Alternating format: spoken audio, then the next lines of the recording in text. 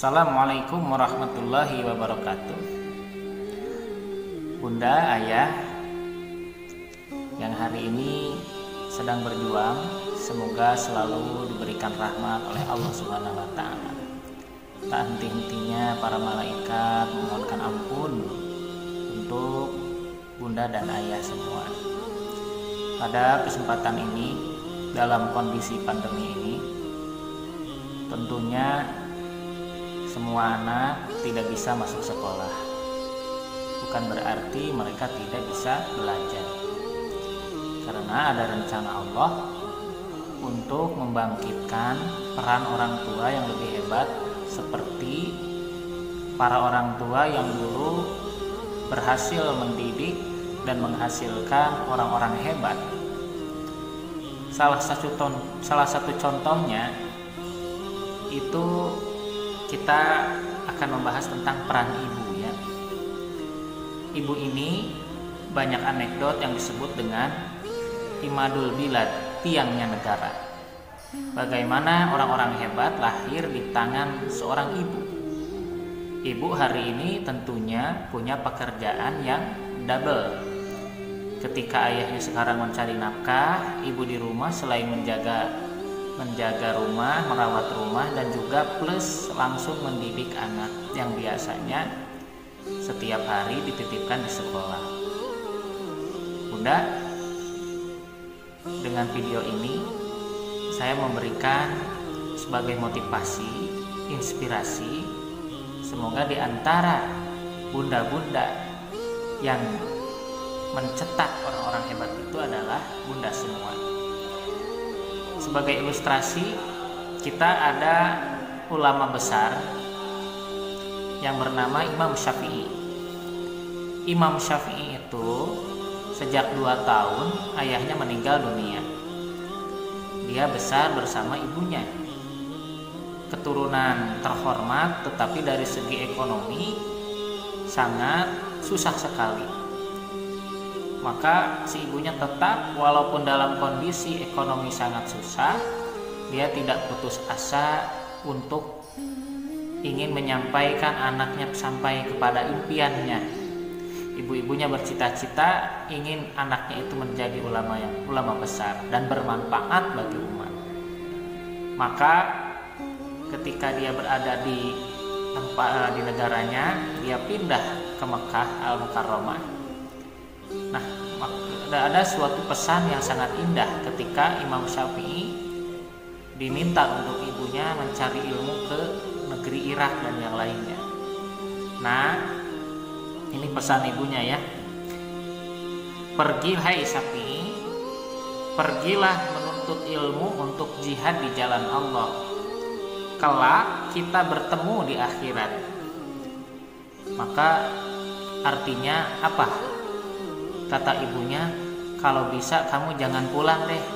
Kalau gak jadi ulama, cukup nanti kita ketemu lagi nanti di akhirat. Artinya ibu sudah berkorban, ingin anaknya benar-benar fokus dalam mencari ilmu. Walaupun dia harus berpisah, seandainya ketemu lagi di dunia yang lain, itu gak apa-apa.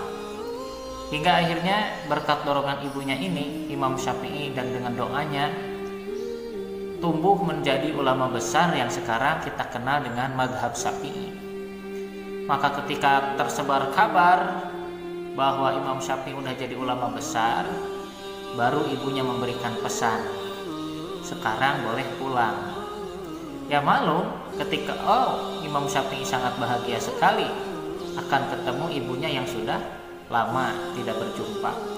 Maka para jamaah wajar, karena ulama besar banyak yang ngasih macam-macam, banyak harta. Nah, ketika sampai ke rumah ibunya, Imam Syafi'i membawa harta yang banyak. Ibunya gak mau membuka pintu, karena ibunya menyuruh Imam Syafi'i pergi bukan untuk itu. Akhirnya pintu gak dibuka. Nah, baru dibuka-buka adalah ketika Imam Syafi'i menunjukkan karya ilmunya, kitabnya yang bernama Al-Um, ya, atau kitab yang lainnya, membuat karya ilmu yang fenomenal. Baru pintu pintu ibunya itu, pintu rumahnya dibuka untuk Imam Syafi'i selebar-lebarnya. Jadi ini seorang ibu yang punya mimpi untuk anak belajar itu jauh dari hiruk pikuk tujuan duniawi, hanya semata-mata ingin anaknya bermanfaat untuk umat. Yang kedua, ada yang kita kenal dengan Imam Bukhari. Imam Bukhari, beliau karena ketika kecilnya itu sama yatim juga, meninggal ayahnya, sampai sakitnya menimbulkan kebutaan. Lama dia tidak bisa melihat. Ibunya tak henti-hentinya setiap malam bermunajat kepada Allah, berdoa, ya Allah, ingin anaknya, kesembuhan anaknya. Sampai-sampai ibunya bermimpi bahwa Imam Bukhari sudah melihat lagi. Dan di pagi harinya ketika dilihat, benar juga bahwa Imam Bukhari bisa melihat kembali. Nah, tidak menyia-nyiakan kesempatan karena punya aset dari ayahnya, dari suaminya. Imam Bukhari diajak keliling seluruh negeri Islam untuk mencari hadis. Dan sampai saat ini Imam Bukhari menjadi periwayat hadis paling sahih setelah Al-Quran dan menjadi rujukan seluruh dunia. Ini ada sekali lagi pada peran seorang ibu. Kalau dia yang kita kenal dengan Thomas Alva Edison lah ya. Thomas Alva Edison yang pencipta bola lampu itu, penemu bola lampu. Beliau ketika kecil sering bertanya ini dan itu kepada gurunya. Tapi gurunya membentaknya dan membuat pernyataan yang sangat menyakitkan. Kamu itu bodoh. Nah, ungkapan bodoh ini kepada anak itu luar biasa, bisa menghancurkan mental dan masa depannya.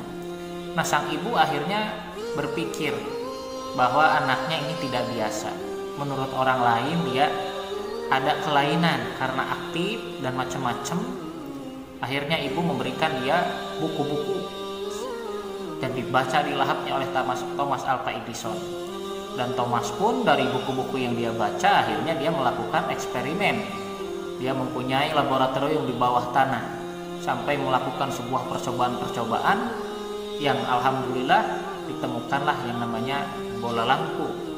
Dan sampai semuanya itu menjadi hak paten yang disebut dengan General Electric ya, GE ya, sekarang terkenal di seluruh dunia hak patennya. Dan dia menjadi berhasil dengan apa? Dengan dorongan seorang ibunya. Nah, yang paling kita dekat lah di Indonesia, seorang Ustadz Adi Hidayat.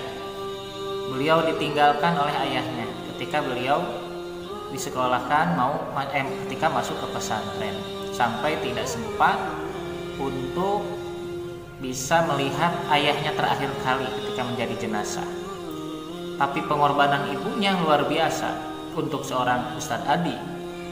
Demi menyekolahkan anaknya, dia ingin anaknya tetap menjadi murid yang terbaik di pesantrennya, padahal dia gajinya pas-pasan, penghasilannya pas-pasan dalam kondisi krisis moneter.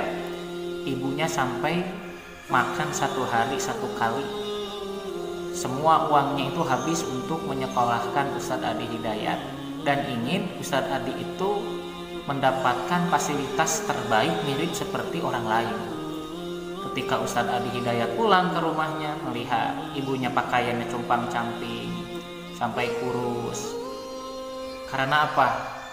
Dia tahu dan sadar semua uangnya itu dikorbankan untuk Ustadz Adi.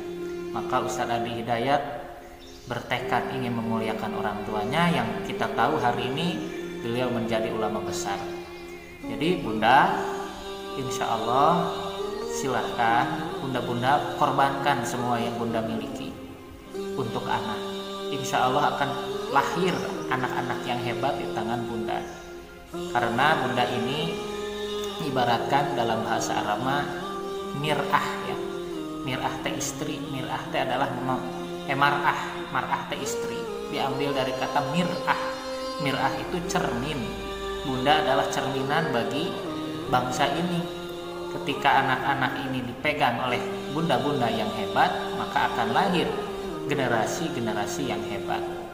Nah, hari ini berarti upgrade terus ilmu pengetahuan, teknik mendidik, ilmu pendidikan, itu untuk memaksimalkan ikhtiar kita untuk supaya mendidik anak-anak berhasil dunia dan akhirat.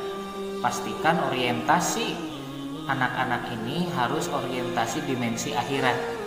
Untuk urusan dunianya insya Allah akan tercapai kalau tujuannya akhirat. Kalau tujuannya hanya sekedar duniawi, kita akan rugi menjadi orang tua. Karena apa? Anak habis-habis kita biayai, habis-habis kita didik capek-capek. Kalau berhasil hanya sifatnya duniawi, dia bukan ngurus kita sebagai orang tua, tetapi akan ngurus anak orang lain. Dia akan menikah, kita akan kecewa. Lebih baik kita mengurus ayam, mengurus domba, atau mengurus sapi kalau ukurannya duniawi. Nah, ketika anak menjadi aset umat, bermanfaat bagi umat, itu bisa membalas kebaikan yang sudah kita lakukan melebihi kebaikan kita. Apalagi di akhirat, mereka anak-anak kita lah yang akan mengangkat derajat kita di hadapan Allah Subhanahu wa taala. Dan kita bisa mempertanggungjawabkan, ya Allah, titipan Engkau sudah kami didik dengan sebaik-baiknya. Yang hari ini alhamdulillah sudah menjadi orang-orang yang bermanfaat bagi manusia.